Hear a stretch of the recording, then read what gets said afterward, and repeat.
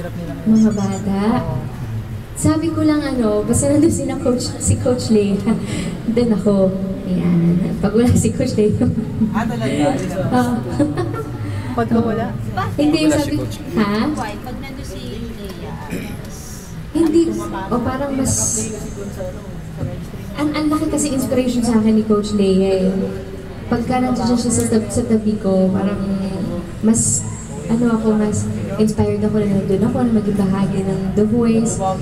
At siyempre, nandun din si Coach Bamboo. So, yeah. Patunay din yun, no, na hindi talaga nagkaroon ng ilangan between you and Lea. Ilangan naman yun. Pero parang yung iritan nyo.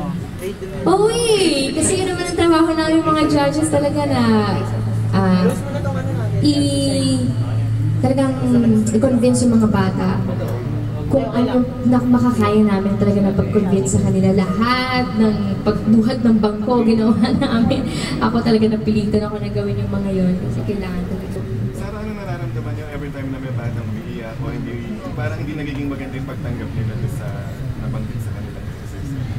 Ayun nga, pinakamahirap yun na part ng during the blind auditions, kung paano sila i-console, pagka, yun nga, wala sa amin tumatalikod or ako naman hindi humaharap sa kanila. Pero,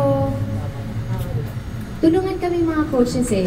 Kumbaga, pinapahinggan namin ang isa't isa kung anong sasabihin ng bawat isa, tapos doon kami kukuha.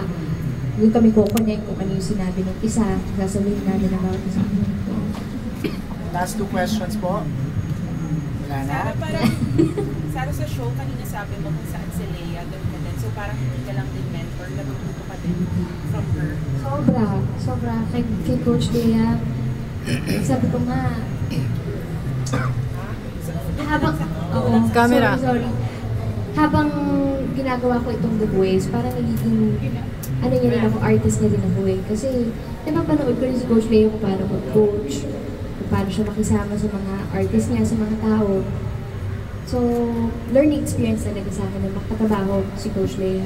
And of course, si Coach Bamboo. Anong i-expect nila? Siyempre, same na galing, talento, tagisan ng galing sa pagkanta. At hindi lang ito, the usual, no? Hindi tayo tumahanap lang na magaling bumirit na bata, powerful na voice, humahanap din tayo ng boses na talagang will capture hearts, di ba? At yung kumpleto sana, di ba? So, yeah. Okay. Thank you. Thank you.